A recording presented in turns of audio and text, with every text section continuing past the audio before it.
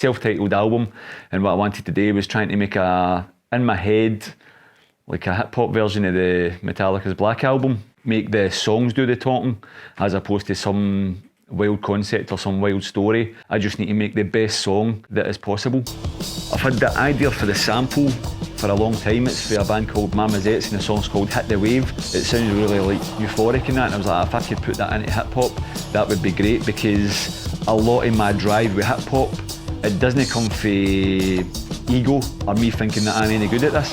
It's the complete opposite, where it's the fear of failure and the fear of being nothing. It's addressing that and just addressing a lot of my self-doubt, which I honestly think self-doubt's actually a strength, because the minute you think you're shit hot at this, you'd be as well quitting, because there's always new things to learn. The next song would be Fat Rocky with a P-H-A-T. The reason why it's called Fat Rocky and the reason why Kim Wilson features on it is because it was a Halloween gig, so I dressed up as Fat Rocky. It was such a good vibe, and when this beat came in, it was kind of soulful in that as well, and I just thought, I'll get Kim in because she's got a really soulful voice and she would fit really well in this. Like, it was a lot of like Rocky references and stuff like that, boxing ideology kind of stuff about like facing life and moving on. I was up here at Watercolour Music doing some stuff for Nick and Mary Ann, and STS sent us all a couple of beats, and they sent me the beat for Republic Enemy, and to me it was Britcore. I love Britcore, like your Killer Instinct, your Gunshot, Some Blade, Son of Noise, kind of stuff like that. I love all that shit, but I never thought I could tackle it. I'm a Public Enemy freak, know what I mean? I was like, well, Republic Enemy, it's kind of like a metaphor for kidding on that I'm the best in Scotland. It's no true, know what I mean, but one can dream. The song Class Clown Karma Club is basically, it really just came from me having a shit day at work and just questioning life basically. This is my karma for being an arsehole in school. I go into a lot of that with the way I treated my teachers and stuff like that. There's a lot of regret there, but it's all just a case of me looking in the mirror and me looking back and going like that. I was a fanny, I should have stuck in at school and done better. End up getting good friend Mary Ann Kennedy to jump in with some like beautiful, like soulful vocals, just carrying it along. A lot of the stuff that I was rapping about in Class Clown Karma Club was what happened in Castlemilk High School, where I was quite popular and I thought I was hot shit. And then I moved to Fort William, started in a new school. I'd been going on holiday in Fort William for years, staying at Manties and stuff like that, and fell in love with the place, fell in love with the people and stuff. When I went to the school, it was a whole different ballgame, because a lot of people never knew this, but I was in Fort William for 2 weeks when my old dear died, so obviously I wasn't going to be jumping about cracking jokes and stuff like that. So I think a lot of people would have seen me as he's just a moody-faced Glaswegian, that means it's walking about fucking growling at people. And I had a really fucking horrid time fitting in. I made friends, but a lot of my friends were people that I already knew that were like a year beneath me. So I never had a lot of really like good classmates, and I really fucking struggled fitting in. It was a horrid fucking 2 years for me. And the song Alien, Alien, Alien is about me feeling like an alien when I went to that school. Next up, Ghost for the Past. This is a conscious beat. If I can get a goosebump, I'll roll it there. This is going to take 6 MCs and maybe a hook in the chorus. So I'm going to need to find 6 MCs that are shit hot at double times. Went to a gig in Icebox and I was up in open mic. The boy Tickle was there. Straight away was like, ah, fuck man, I need to get him on this song. This boy's a master at that shit. Tickle's English, so it's a nice, different kind of voice on it as well. Mad Hat, I've known Mad Hat for years. Got in contact with Mad Hat straight away. Boom, turned it around in like 3 days. You don't associate Mog with the double time stuff. He put out an EP with Conscious called Pot of Frogs, and he was tremendous on that, and I was like, well, Mog's a legend. Sent him all the beat. It's like, I fucking love it, B. He had something back to me within 3 days as well. I've been doing open mics at Butter, and the CCTV boys, Johnny and Jam, became good pals with them. Their energy with all that stuff is really fucking infectious. For me, the icing on the cake is getting Natalie Lynch in to do the chorus. It's all just a bunch of guys rapping like fuck, know what I mean? And the juxtaposition is you've got Natalie with the soft, calming vocals that brings it all back down to earth. The album is basically done, and then just out of nowhere, on with the Bastardian. He said, I've got some beats here, I'll send them all to you. And it was one of the ones, I wasn't burnt out at the time. I thought I'd finished the album, so I thought in my mind, that's it done. He sent us all 2. Both of them were screamers, but one of them suits a female vocalist better than an MC, but the other one became Cold Crush the Gold Dust. I was just like, fuck man, I've got to eat this alive. There was no concept behind the song, it was just, I'm just going to try and hit flows and lyrics and hooks. I just can't wait to play this live. Honor the Bastardi and just fucking delivered again, so shout out to Honor and Black Bomb, boom. I wanted to do a song called The Open Mic, just basically about freestyling and just saying the most outlandish shit possible. Every single demographic of society is going to be fucking offended by this. And quite luckily, just before I was about to record, Will Smith slapped Chris Rock. So I was just like, right, I'm going to rip a line out of this and put in one about fucking Jada Pinkett Smith. Hopefully it makes people laugh and bang their head at the same time. The idea of the story, Menage a Trois self-sabotage, it's about me when I was a wee guy trying to figure out my way through life, letting male pride get in the way and saying, if a boss said hello to me the wrong way, I'd tell him to go and fuck yourself, walk out of a job, and then the next thing, me and my wife are on my arse again because I've lost a job and we're having to pay the bills, and it's all about, I'm not having them to talk to me like that, fucking no compromise. It happens in my family a lot. We constantly push the self-destruct button because we think we'll always come out of it and come back at the better side, and a lot of it's to do with my self-loathing about me being like that and me no breaking the cycle. It would be cool to make it like the self-destruct button is like a woman who I'm having an affair with. My wife is having to deal with the blowback of all this, but it's a metaphor for the blowback of me fucking up things for us. If I can get Lauren Gilmer on this for Nova Sound, it would be shit hot. I thought she would just do like a hook at the end, but when the music changes, she'd come back with like double time rapping and shit like that, and she'd basically like calling me a child, and it was a perfect way to counter what I was saying, and I just think it's come out fucking spectacular. I can't wait for people to hear this. I think everybody's delivered 100%, conscious with the beat, Lauren with her vocals, and I've been alright on it as well.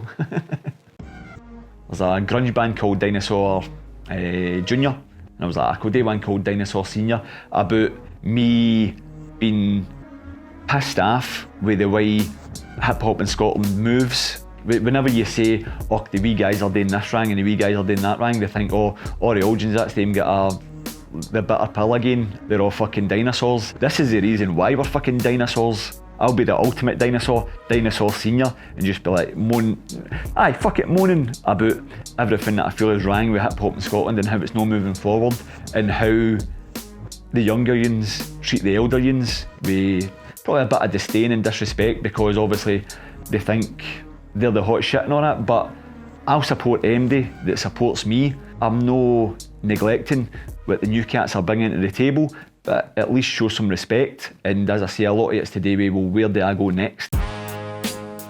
The next song's called Fuck My Life, FML. Like, it would be cool as fuck to get people I know that have got funny stories on it and will just say the most embarrassing shit possible.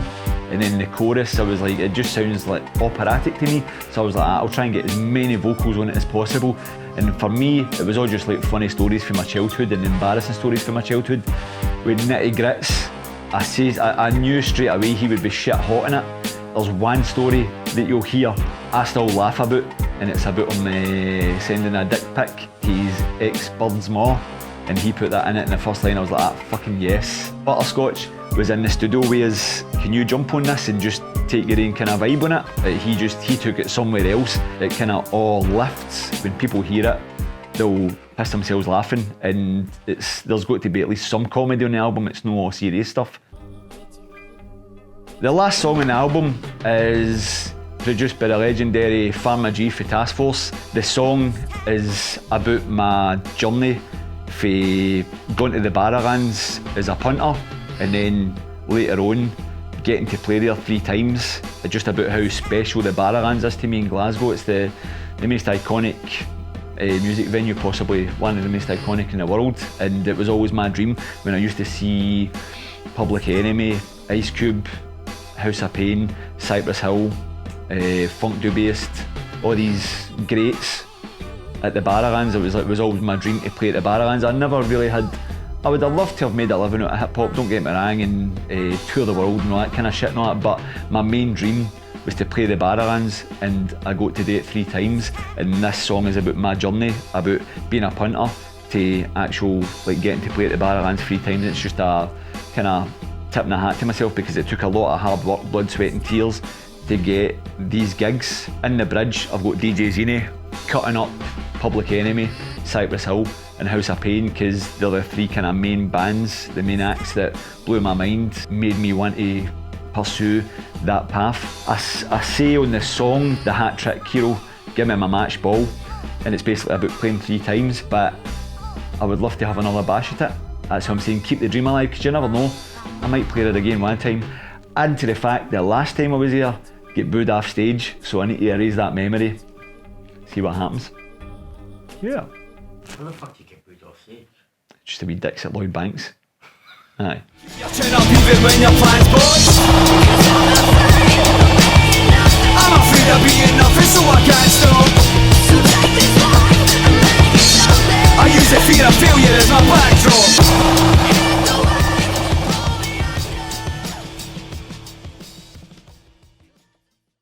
When I was writing the album, usually when I'm writing, I look around my room for inspiration and stuff like that, and sometimes, bit horrible saying it, but I write some of my best stuff when I'm on the toilet pan.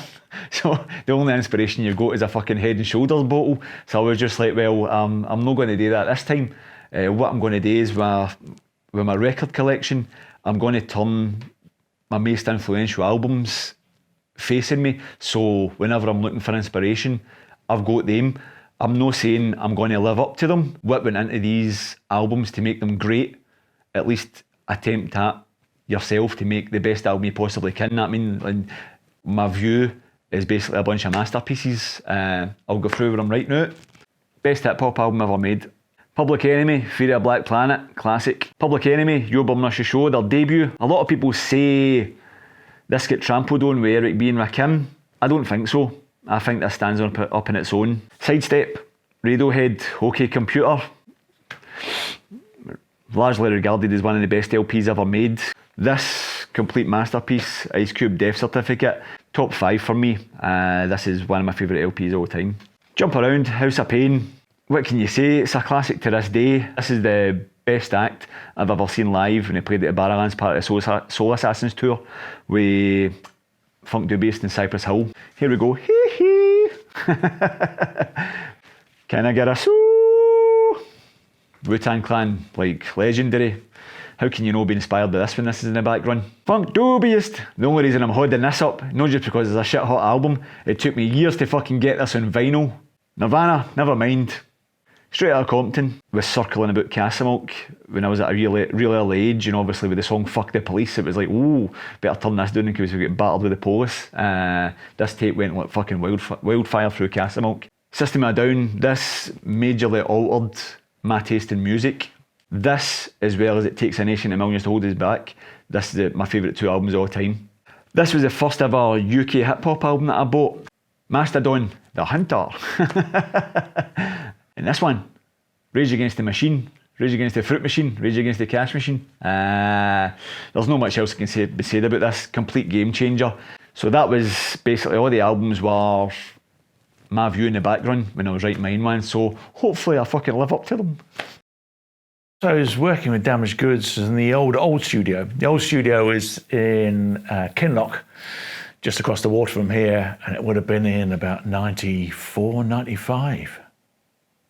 Yeah, a long time ago. Both had more hair. Well, I've got the same amount of hair, it's just distributed differently.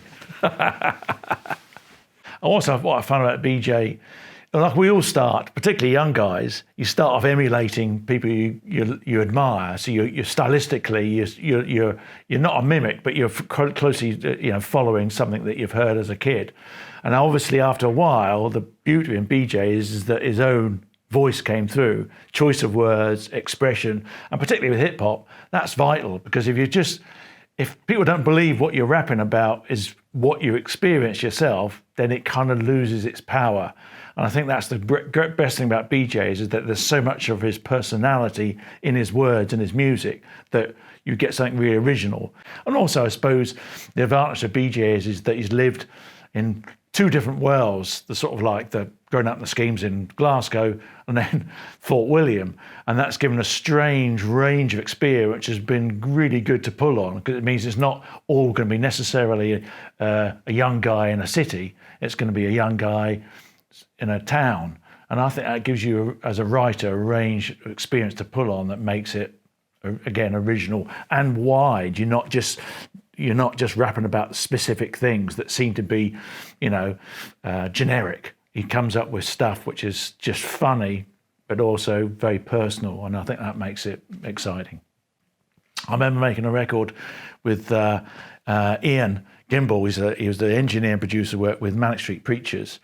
Interesting guy, and we did this record, and he just drew on my windows here with a whole band. He said, "Come and look at this," and he drew two circles, okay, and they're really, really close.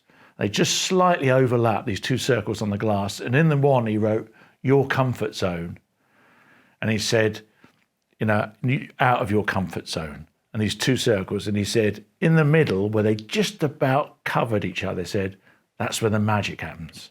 And that's exactly what he means. You've got to be on the edge of what you're comfortable with, and it's really exciting because everything's firing. And that's what makes BJ really good, because he knows exactly when he's in that spot, and that's when he really sort of comes alive. A lot of my pals that have been in the sessions with us have says they can't believe that Nick's no set about you. Because you seem to push him to the edge, but a lot of people don't know that there's a chemistry that's built up for so many years where we click and we know exactly what's happening. When you're in the studio, it's a very interesting environment. I mean, if you wanted to make money in a studio, right next to it, you'd have psychiatric practice, because you imagine what it's like. You've got artistic endeavour, so people are putting themselves out there. They've got music, they're dealing with musical skill, trying to get the stuff happening, and you're recording it, so the red light comes on. So there's a lot of pressure in the studio. The bullshitometer gets notched down to, it just doesn't count, because we're all out there exposed. So there's no ego, because not required. Ego doesn't make it onto a record. You don't make a record and say, I bet his shirt looked fucking great when he did this. It's not there. It's in the music, and the music is all about the complete honesty. So in the studio, all pretense has to go out the window. And as an engineer and producer, you've got to have an intimacy with your artist. You've got to be able to, you talk about the most amazing things when you're in the studio, because you've got your relationship down to no bullshit, absolutely say what you mean. And that sometimes some people find that caustic. They think, Christ almighty, he's laying in there a bit. But actually all you're doing, you've got a shorthand. And the beauty of it, when you have a relationship with an artist you've worked with for, well, it's the best part of 30 years nearly, is that it's like your best pal at school, that you're always, you can not see someone for 6 months, and straight away, within a minute, you're right there talking about everything. And that is important, because it means when you're talking about music, you both know there's no personality involved. You're just worried about what you're doing. And so you've cut away everything that's extraneous, and you're right down to the meat and bones of the material. And so that shorthand, very quickly, you've got to get to the point. There's no faffing around with, oh, I don't want to hurt someone's feelings, because you need to be really on it. And that is really exciting as well, because it means you really quick get into something, totally involved in it, and then when you leave it, that's fine, it's all there. So that's part of the excitement of working in the studios, because you get that intimacy straight away. And over a long period of time, as I've worked with BJ, we've got a shorthand, which means we totally, are comfortable with what we're doing. And at the same time, you prod one another and say, what about this and what about that? And again, there's no ego. The ego's out of the equation. You're just concentrating on the music, and that's a really fine thing.